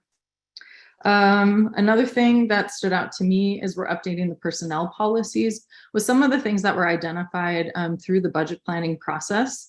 Just this pay period, we gave all of the staff a wellness stipend of $400 to encourage them to take care of their mental health as well as physical health throughout the year. As well as we integrated bilingual pay into this fiscal year. So staff that are using additional languages are being compensated for that. We're also, we literally went through the entire thing. Our attorneys have it right now to review, and then I want to give staff plenty of time to review and provide their feedback on that before we bring it to the board either in August or September. So that is being done. That's all that I made notes of. I want to give you guys time to ask questions. I do have Ashley, Jonathan, and David here if you have comments or questions for us as well. But lots of good work. Yeah. Yeah, a lot of work there. Trustees, questions, comments for Nikki and or her team? I have a comment. Can you hear me? Mm-hmm. Okay. Yes. I just want to say this is such a great program, great report that you have here. And you've always been good, the library's always been good about setting objectives, measuring them, changing them, running them into the protocols and stuff.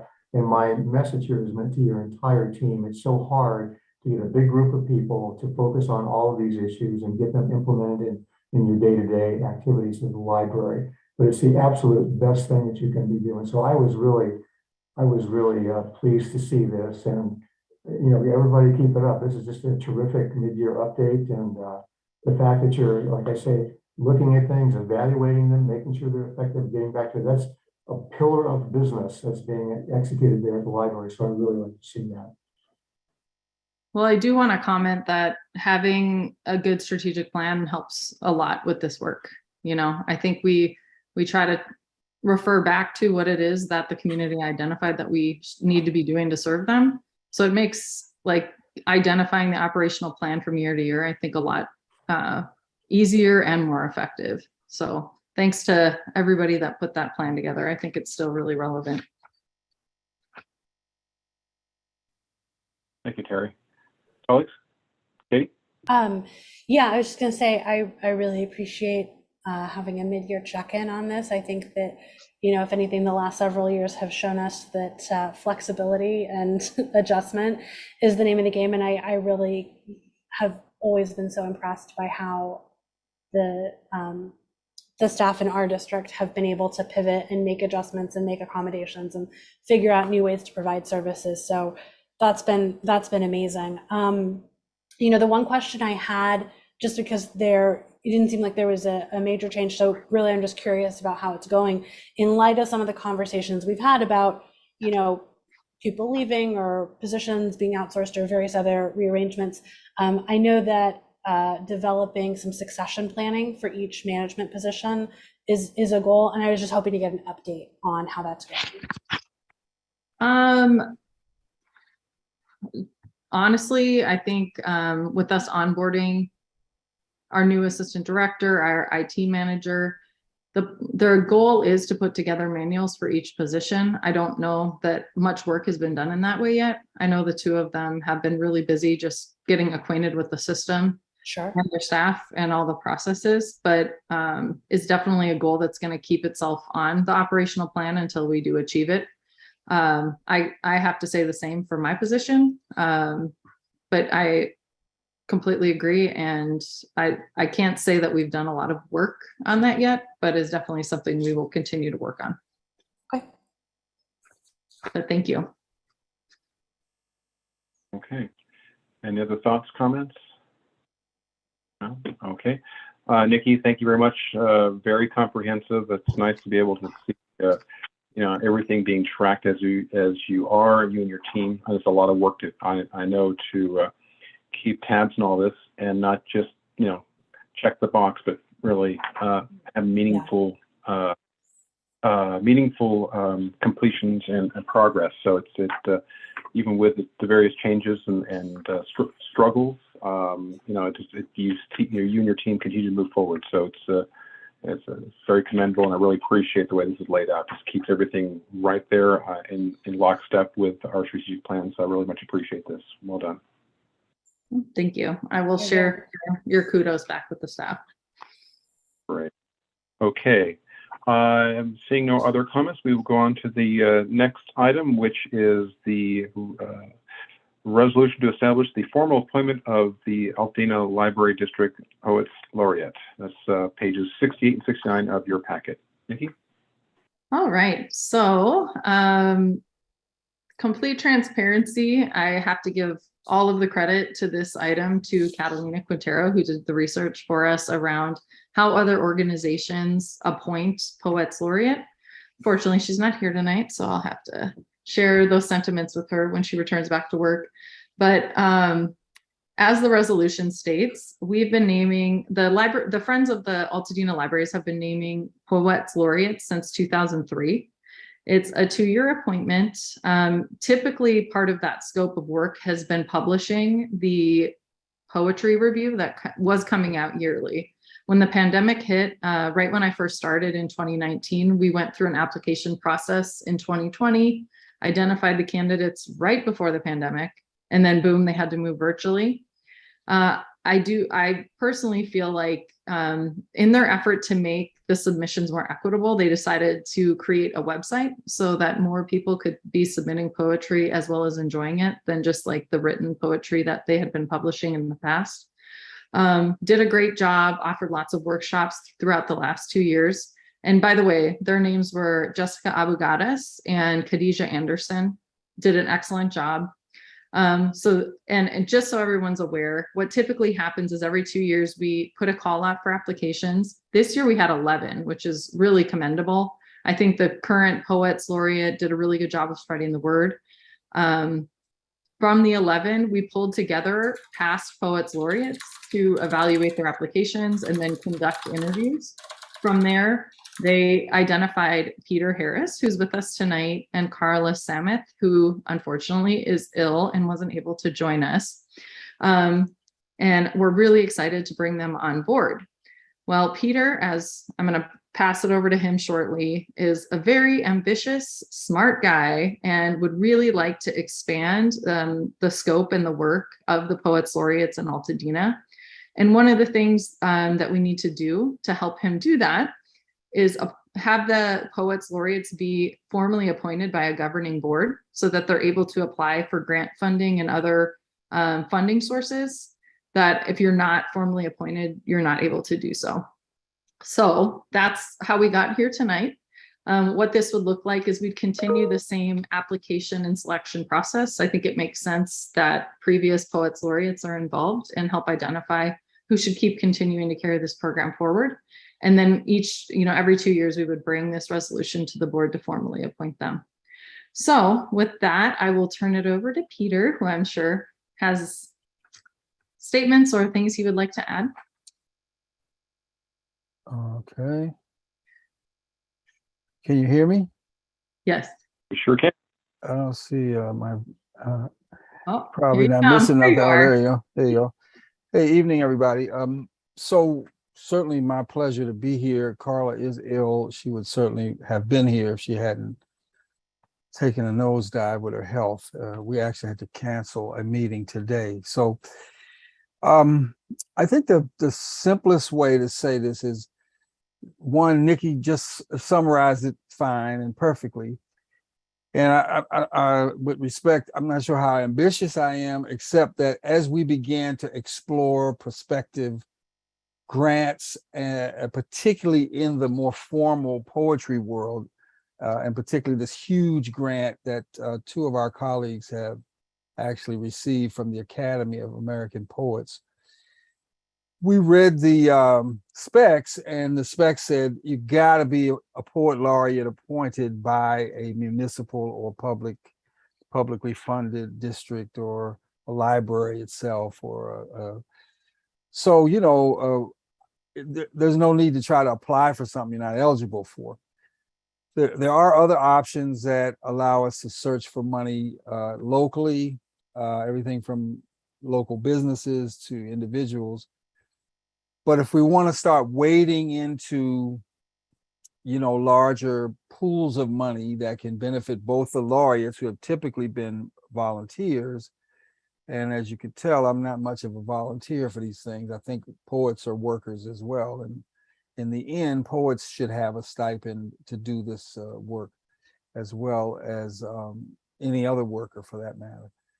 So the biggest point I said to Nikki all the way back to when we had our first meeting back, I think it was May 30th, is that the laureate program, it seems to me, is poised for something really interesting. Southern California has one of the most robust and vital and diverse literary ecospheres that you're going to find anywhere. From academia to street poets to slam folks to folks who travel in and out of the media, larger, literally folks showing up on shows and whatnot in Hollywood. I just think we have a nice opportunity. Carl and I are both about supporting writers and supporting our colleagues as we invite them to do workshops and to do readings, etc. So in a nutshell, I'm just simply standing for a beautiful project, which has its own charm as a local experience. But I also stand for the fact that this art form should be recognized by an organization, so that the library becomes the keystone of the profile of the laureate. No harm or no disrespect intended to the Friends, which does its own work, but the library is the keystone civic organization. The library is what, as we are sort of tentatively reaching out to businesses, for example, it's the library that people want to be associated with. The Friends is a respect, if you are hip and know that the Friends exists to serve, you may know it mostly as the organization that sells books, for example. But the library is the keystone, and the library is the crux. So in the long run, I'm the laureate with Carla. We're excited. We're working together to create, for season 1 of our 2-year term, a really robust, sort of series of workshops and readings.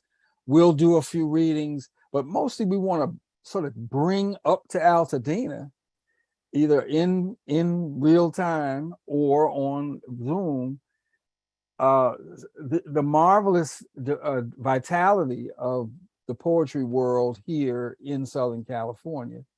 And that includes specifically even the San Gabriel Valley and Pasadena itself, which is host obviously to places like Red Hen Press and the Lit Fest and all that stuff. So I guess what I'm really just trying to say is we have an opportunity for the library to sanction, in the best sense of the word, this laureate position, whether I'm doing it or not. I have a 2-year term. I'm ready to kick butt and serve as well as we can. But I think there's an opportunity here, particularly as I think about just being a citizen up here. I've only lived up here since 15, but I'm a patron of the library. The library has actually its staff. And Nikki, I've done this 100 times now, but I'm gonna say it again. I mean, if there's been research that the library staff helped kickstart for me that I was trying to do for 20 years. So there are men and women there, in particular, somebody like Melissa Aldama, who was really helpful to get me, into conversation with this powerful civic organization here in Altadena, the library. And I just think it's time for the poetry aspect of this thing to get beyond the kind of insulated or isolated, almost craft type, bespoke thing just for the community, to change it so that it is all of that, and plus it's also on par with the LA Poet Laureate or the West Hollywood Poet Laureate, two of the folks who have already received this larger grant for about 50 grand from the Academy for American Poets. So I hope that contributes to some sort of texturized understanding, some visceral understanding of what this is. The laureate program is cool, it's fine. The men and women who have done it all the way back to the beginning have done excellent work, generated work. I've been in 2 of the anthologies myself since I've lived up here. We don't want to take away from anybody's efforts, anybody's history. But as a newcomer to this role, and also an old head, a person who really understands these kind of systematic things, I think we got an opportunity. So I just invite the trustees to think about sort of formalizing its role in affirming and sanctioning and confirming the Poet Laureate, so that you sort of open up some new horizons. Peter, thank you very much for that. Really appreciate your perspective and shedding light on it and framing it for us. Katie has her hand up. Katie? I was just going to say thank you, Peter, so much for being here and for that that very helpful context. And I will say that when I saw this in the package, and I think I'd spoken with Nikki about it, it's one of those things that's like, oh my God, why have we not always been doing this? Of course we should be doing this. And now I feel like I wish I could vote like 6 or 7 times in favor of it instead of just the once. But I just wanted to say as well that I think in addition to taking this step, which seems to be obviously a great idea, and we should definitely do that, I think that in future we should invite each of our poets laureate at some point in the official board calendar to come and do a reading of their work at a board meeting. I think that, having you here tonight has been very helpful in, thinking about sort of the architecture of this, but I'd like to have each of our poets laureate, on the record, reading their work. I think that's so important. And again, it's one of those things where I'm like, why have we not always been doing this? But thank you so much, Peter, for all of the ideas and the energy that you're bringing to this. It's really exciting. Yeah, thanks. Actually, I'll jump in real quickly to say we will, August 24, have a launch event for year 1 season. And we have most of the former laureates on board. We've actually, thanks to Miss Murray, I started to say Paulie Murray, but I meant Paulie Dutton. she has helped us reach out to folks who were really at the beginning. We do know that the first poet laureate has passed away, and she's actually found a relative, but that person unfortunately is too frail to actually participate. So we will honor the founding librarian. Ms. Dutton will honor the first laureate, and we haven't confirmed everybody yet, but we have reached out to all of the living former laureates.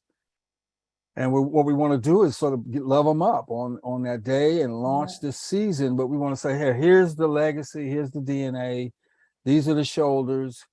We're going to riff a little bit because we're going to go year one with just the online review. We won't do an actual anthology at the end of year one. We're working on improving the budget so that nobody has to just go sinking into a quicksand to make it happen. But it is on the plan for year two so that we can end our term with a full out anthology as is typical. But we will do poetry and cookies at the end of year one. We'll just have writers whose work was published in the online review in year one. And then of course, poetry and cookies at the end of year two will feature folks from online and who are going to be in the printed anthology. So That's great. yeah, definitely about the DNA, definitely about honoring that history and that legacy, and also situating us and, you know, in more integrating the poetry, just thinking about poetry. Look, I'm always ready to read, you know, but I think it's important if you're going to have the arts as a deep, you know, like a deep part of this experience. Administratively, yes. Public events, yes. You know, how do we let people know, not Peter Harris or Carla Samuth per se, but how does the community know what it means to have a poet laureate? You know what I mean? Where do we show up? You know, where are we invited? We were just at St. Mark's Church a couple of weeks ago. So those are the kind of things. So we'll have this solid season scheduled. And then she and I will be available. You know, she knows hundreds of people. I know hundreds of people. No doubt folk will call us to come to a school or do this, but that won't take away from the season as we are finalizing it and then getting. And we're going to use the library as the epicenter. There was a sense that we might go to the community and read. We'll still do that, but what we'll do is anchor the season at the community room. The launch in the big, you know, the big main room where I was just today getting a book probably bought under this equity initiatives by the great Wole Soyinka. I just bought his borrowed his brand new novel. So I'm a living, breathing patron of the library in addition to this new thing that, you know, I've been given and gifted. So just want to let you know, this is the vibration behind it. It's not just a, let's go get some money because there's no guarantee we're going to get any money, but it's really, really a powerful thing to have the library lock us in, lock in the laureate, and then make sure that laureate is a part of not only the local community, but the Southern California ecosphere as well. Great. Thank you very much for that. Colleagues, any other comments or questions of Mr. Harris? No? Okay. Well, Mr. Harris, again, we appreciate. Oh yeah, Terry. More, I wasn't quick enough. Peter, thanks for that presentation. Thank you. A couple things I just wanted to clarify. You mentioned LA Library and West Hollywood Library. I think those are the two you said. Yeah. Are there? How many other libraries have programs similar to this, where they have a, you know, the structure that you've outlined here and so on? Is this a pretty pervasive thing among libraries? Well, I honestly don't know the fullest scope of I don't think there are that many laureates. Since there's one in Pomona. I don't know who appoints the Pomona laureate. I think Orange County comes through the county. I can confirm that with the laureate down there. LA's laureate is a city sanctioned. The mayor literally sort of chooses the person in consultation with the library. And then the laureate runs her term through a lot of library related stuff. So for example, her name is Lynn Thompson. She does this audio podcast. It's hosted by the library. It's marketed by the library in addition to her own social media work. Brian Sonia Wallace, who is West Hollywood's laureate, a pretty high profile guy in and of himself. He's appointed by the city of West Hollywood. Both of them have received this larger grant, that this sort of like candy cane grant, very competitive, obviously, but they both have received that. But honestly, as for the other laureates that exist, I know the California State Laureate is appointed by the governor, technically, in conjunction with the CAC. I'm not sure what's happening up in the Bay Area. Let's see, wait a minute. I do know San Francisco appoints, so they are the San Francisco laureate is appointed by the city, that kind of stuff. And the library sort of is the familiar and the connection point for actually community engagement work by the laureate. Okay, great. I hope All that right. helps. There you go, it does. Thank you. Great. All right. All right. Well, thank you very much for being here. Do we get a motion to approve the establishment of the post laureate? Yeah, motion to approve resolution 2022-13. Great. Thank you. May I get a second? I'll second that. Great. Thank you. Any further discussion on this long overdue establishment? No, seeing none, we'll take the matter to a vote. Trustee Andrews. Aye. Trustee Capel. Aye. Trustee Clark. Aye. And that's an aye vote for me. That matter is approved. Mr. Peters, we look forward to you and Carla kicking butt. Love to see what you're. Absolutely. Well, Go get thank 'em. you very much, guys. And Nikki, thank you for seeing this as a valuable way to collaborate. And we will be getting the information for the August 24 flyer is in the hands of Bryn. So that will work its way into the marketing machinery of the library. Very soon we'll do the same for a September 28th workshop, which is going to be so much fun. Carla has brought together, oh man, Brian Sonia Wallace. There's this whole movement where people come and sort of get on-demand poems written, love poems, sad poems. So we're going to have a chance to, hopefully COVID won't knock us off our feet, but the goal is to invite people onto the yard and into the library's community room, and you sit with a poet. It's like you get a poet to transcribe your emotions, or transcribe through their gifts, your visions, etc. So this is a big deal. We have Brian, we have a woman named Cynthia Briano, who actually founded something called Love on Demand like years ago. I sat with her with a manual typewriter. So this is all done manual typewriter style. The other colleague will be Liz Gonzalez, and then Carla will moderate the whole thing. I mean, it's just a kind of an exciting vibration, and we do have other things scheduled. We're just sort of finalizing it, and we're going to work with Ashley to lock down our venue, the use of the library facilities. But by when we do our launch, the goal is to have a full flyer with the full season's worth of activities promoted and certainly circulating around on social media, etc. So yeah, we want to definitely bring, poetry can do so much. I mean, it can just contribute so much to our sense of well-being. And you don't have to be a poet, you just got to think poetically. And that's something I think will lend some energy to what we're trying to do here. So Great. Thanks so much. Congratulations. Again, really appreciate you being with us tonight. Next time you visit with us, please don't be so shy. Never have to doubt about it. I'm a totally uncensored dude, but I am about some positive protocol when it's necessary. Oh, we very much appreciate it.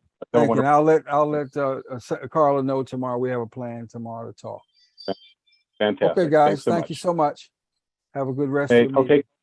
Thank you, You too, Peter. thank you. All right, bye-bye. Yeah, we're at 7:03, colleagues. We've got a short item, letter D, then we've got two more. You guys want to press on? You need a 5-10 minute break, or you want to keep going? Let's go. We're almost there. Go. All right, we'll keep going. All right, I like it. I All like, right. that's like kind of nothing could go wrong now. Why would I say something like that? But yeah, let's keep going. All right, next item, the update to the closure dates for 2022, page 70 of your agenda. Nikki. So this one's super fast. We set out the holidays and closures for 2022. And when we did that, we put the flexible holiday in the wrong pay period, basically. It doesn't work the way that it's laid out right now. So we're asking that the board pull the flexible holiday from Friday, December 23rd, so we can stay open both Friday the 23rd and Friday the 30th of December, and move the flexible holiday to the 31st, which is New Year's Eve. And FYI, I thought I was going to have to bring to the board switching New Year's, but next year we'll be celebrating, or with the Rose Parade, we have to close on that Monday too. So that's coming next year. I didn't even realize. So we're just asking to move the flexible holiday from the 23rd to the 31st, and the board has to approve that. So Great. Can I get a motion, or do you have any discussions on that first? All right, seeing none, get a motion to approve the updated calendar. So moved. Thank you, Jason. May I get a second? I'll second that. Great, thank you, Terry. Any further discussion on the matter? Okay, seeing none, we'll take the matter to a vote. Trustee Andrews? Aye. Trustee Capell? Aye. Trustee Clark? Hi. And that's an aye vote for me. The updated holiday closure dates for 2022 have been approved. Next item is the letter E, review and approval of resolution 2022-14 to extend the provisions of resolution 2021-05 authorizing remote teleconference meetings, along with a report that we'd asked Nikki and David and the team to put together relative to in-person remote telecommuting hybrid process procedures to protect the patrons that attend, as well as members of this board and staff. So, Nikki, turn to you. yeah, so real quickly, especially in light of COVID numbers kind of going through the roof, I definitely feel like the board's going to want to support continuing this resolution. Just to clarify, we can establish in-person hybrid meetings as long as we have this resolution in place. I asked Catalina and David to put together a report around what that would look like, and thank you to them for providing some pictures. We do feel very strongly that we have the technology needed, that if some board members are more comfortable being at home, and that's not to say that August would be hybrid. I think we figure that out as we go, but between the Surface Hub and everything else, I think we actually have a better setup than we had before, which I don't know if you recall, but we recorded the meetings on an iPad, I think, and posted on YouTube. So anyway, David is here to answer any questions you might have. I don't know if you guys want to have discussion around this, but we feel very strongly that we can support hybrid meetings moving forward. And that's all I have to say on that. Right. Great. David. And again, colleagues, this is just born out of the discussion we had at our last board meeting about eventually moving back to having in-person meetings, and not everyone necessarily being comfortable, either some of the board members, staff, or people that would want to come and provide public comment or just attend the meeting.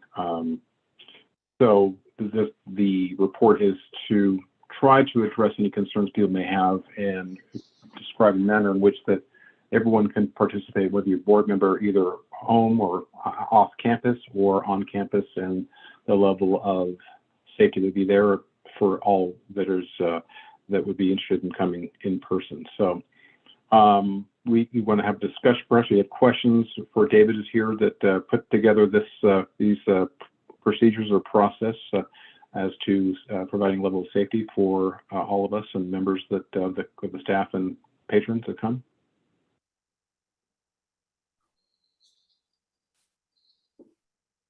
Katie? Yeah, so I just want to make sure I understand what the action we're taking, what it actually means. So is the idea that we continue approving the resolution like every 30 days, but that by doing that, it allows us to do this hybrid approach? And so if folks want to be there in person, they can. If they need to be remote, they can. Perfect. Okay, yeah, I mean, amazing. And I will say, like, as a person who has some, concerns, like just as a PSA for everybody out there, like long COVID is a real thing. I have it, it sucks. 10 to 30% of people who get COVID will develop persistent issues. I have reduced lung function, like it's terrible. Do not get long COVID if you can help it. But it just means I have to be super careful about not getting reinfected. And unfortunately, one-way masking only does so much, right? So I personally am just so grateful for all of the thought and the work that went into this option. I really appreciate being able to have that option for my concerns, and I'm sure there are other people in that boat, as well. So looks great to me. I love it. I would love to be a day when cases are so low that everybody being together in the same room is no big deal. Exactly. Appreciate that. So Nikki, just for procedure purpose, obviously we have the resolution, which we will move forward with, provided we get the votes for it. And as it relates to the decision to move to in-person meetings, is that something we have to agendize as a matter of voting, or can we just, as a collective, as a group, just do a straw poll and say that we are ready to do a hybrid, and we can do that starting at the next meeting? I mean, I think it's something that should be discussed tonight. But as long as we have this resolution in place, we have the ability to do hybrid with in-person and remote. I think it's really hard right now to predict what the end of August looks like. Yeah. So, I mean, maybe it's something else that could be discussed at the special meeting, because we'll be a couple weeks from now, and maybe we can talk about what that looks like then. I mean, every week is changing, and we'll see what the county does. Then they're supposed to make a decision here next. Is, I guess, imminent here. So, and if that impacts our decision or not. True.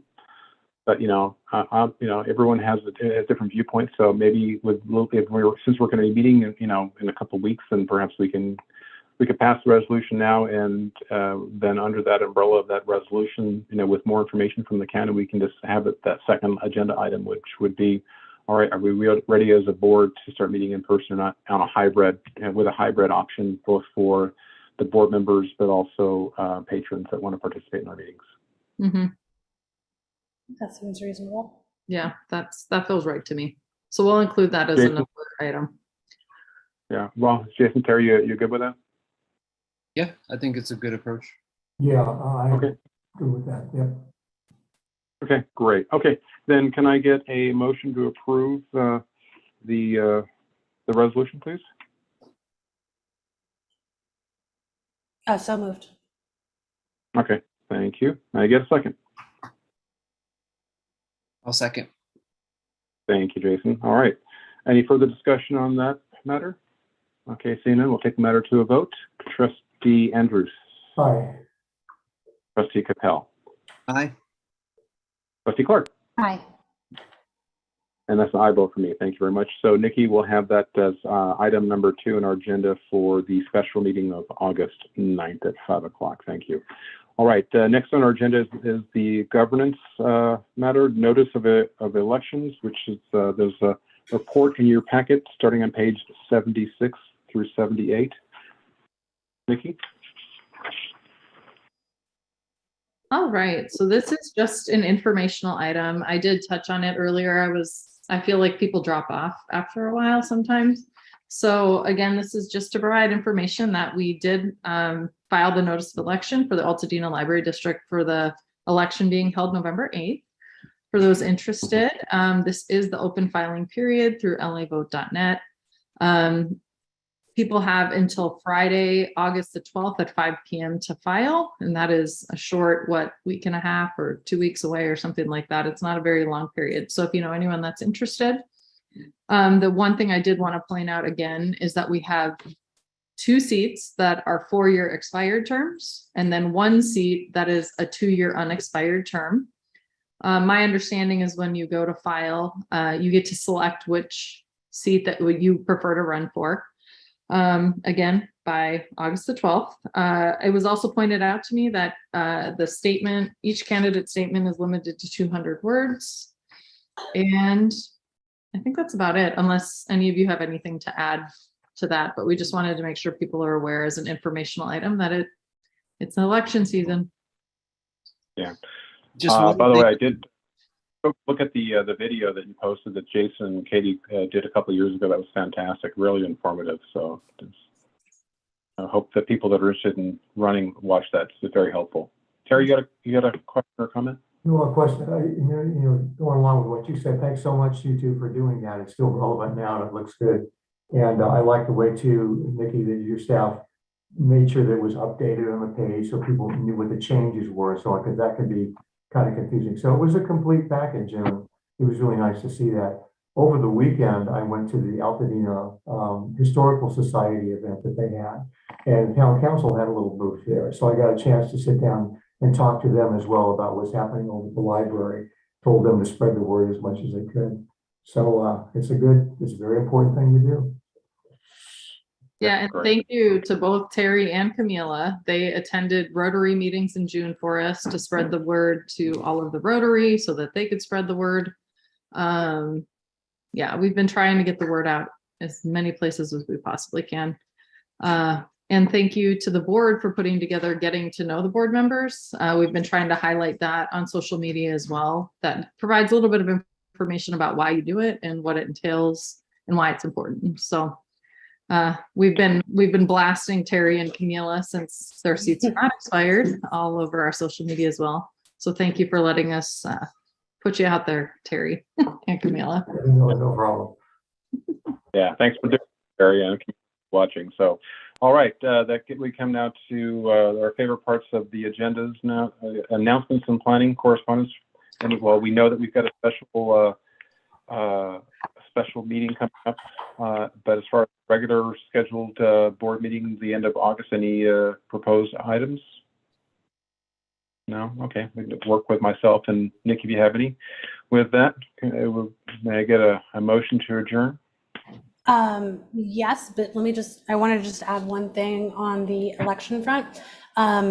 Yeah. Nikki is absolutely correct that the deadline for filing is August 12th. However, should an incumbent not file for the seat that they currently hold, that deadline is extended. So if there's a scenario where somebody who is planning or somebody who's currently in a seat doesn't file to run for that seat again, then that deadline is extended until Wednesday, August 17th at 5 p.m. Oh. So there's an automatic extension that happens should the incumbent not file. Okay, I didn't know that. Thank you, Katie. Mm-hmm. Very good, thanks. And folks should also know on all these deadlines, you have to fill out a qualification form online, and then you will be emailed all of the other forms you have to fill out to officially run. So make sure they're pretty quick about getting it to you, but don't assume that you can go online right now and turn in all of your paperwork. Yeah, it's helpful to know. And then one thing that you said, Nikki, triggered something, or it was you, Rushmore, about another agenda item or two for the next meeting coming up. And it doesn't have to be the next one, but one thing I'd like to hear a little bit about would be what kind of training do we need? Do we need to catch up on anything there? It seems to me at one point they were mandatory,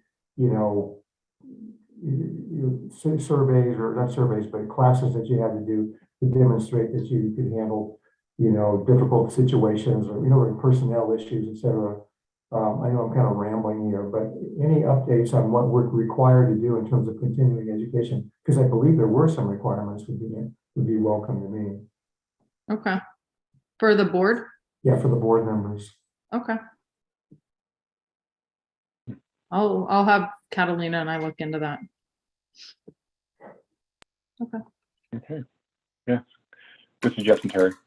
Okay. Any further business? No? Now, get them. So moved. Great. Thank you. Without objection, it's 7:18. We conclude this meeting. Thanks for your patience, and sorry for the snafu this morning. I still don't know what happened this afternoon. I don't know what happened with my speaker, but anyway, appreciate your patience. First part of this meeting. So everyone have a great evening, and I'll see you on August 9th. Thanks, everybody.